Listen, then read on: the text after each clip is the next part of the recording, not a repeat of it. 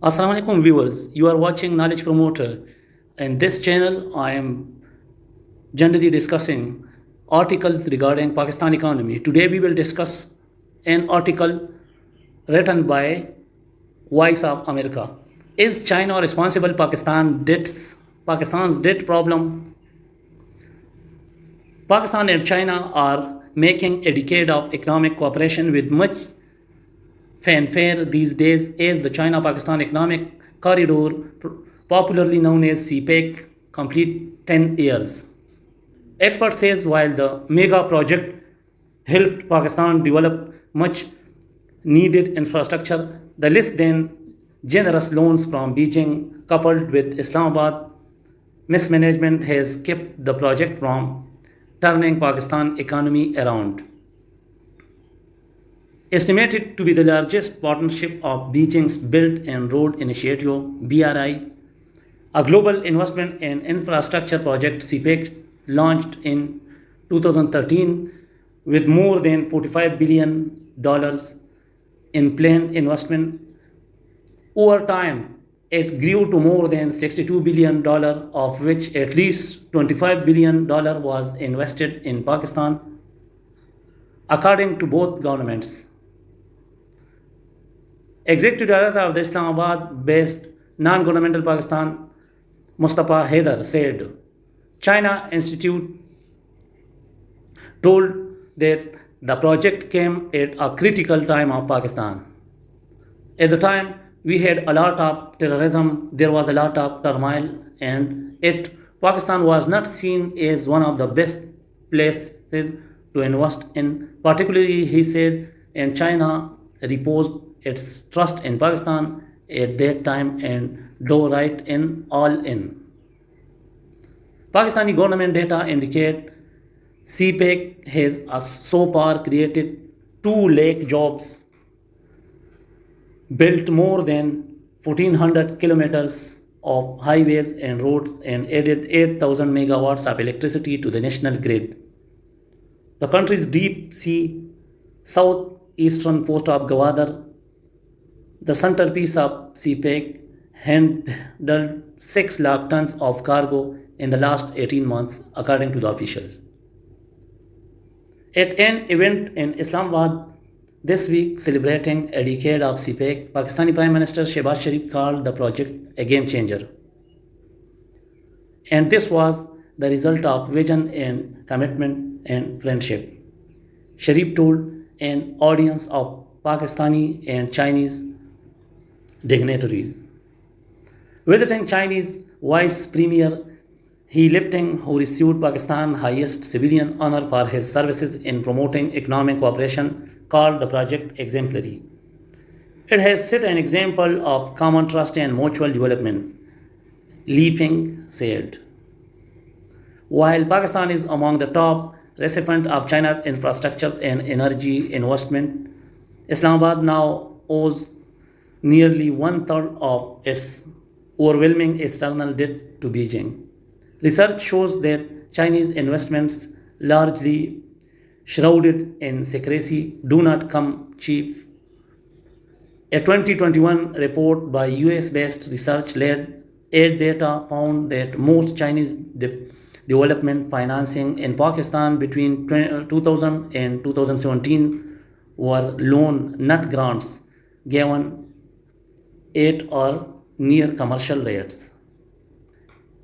Pakistan based economist Amar Habib Khan, a non resident senior fellow with the Washington based Atlantic Council, told this financial burden is partly why Pakistan has struggled to stimulate its economy through CPEC.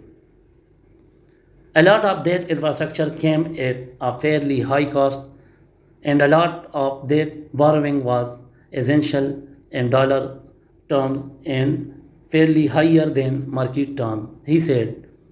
Because of that, Pakistan continues to make significant dollar payments for Chinese debt. Pakistan, because of that, we continue to have a current account crisis and some serious debt issues.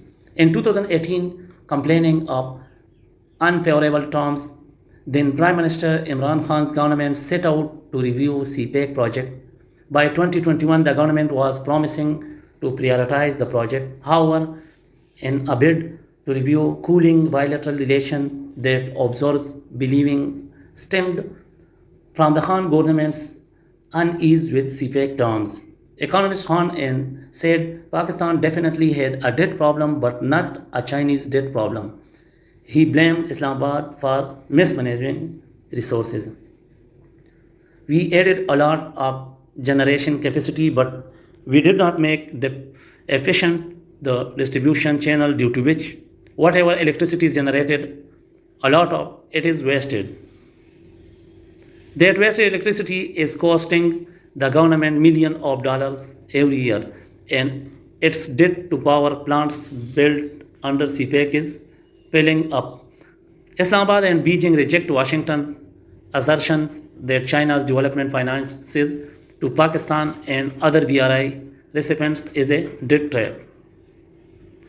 Pakistan has plenty of say in CPEC projects, Syed said, through the Joint Coordination Committee that include Chinese and Pakistan officials. So, this perception of China coming in by predatory financing and weakening a host country and gaining political influence is unfounded. According to the Air Data report, Chinese loan terms are less generous than what Western countries usually offer. Khan said a lack of Western funding for Pakistan left Islamabad with little choice. The choice was simply whether to have a power plant or whether to have 12 to 15 hours of electricity shut down. Yes, CPEC did provide Pakistan with a base of necessary infrastructure required for industrial growth. Meanwhile, Western countries have not been able to provide the same over the last many years. Under the BRI, China is spending over 8 times more in Pakistan than the United States is. According to Aid Data's research, the EU spend on soft infrastructure in Pakistan such as education, governance, and law and order capacity building, while China spends on hard infrastructure there.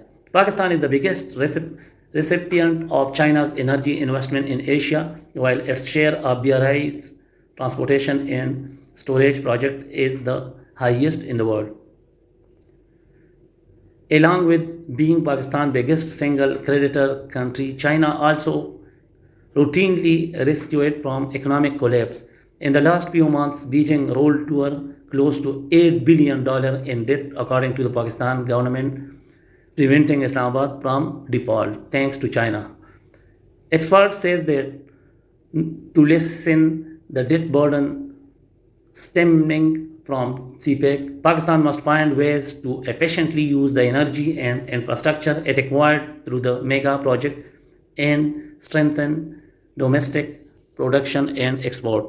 Please like the video and subscribe my channel for such type of more economy related news.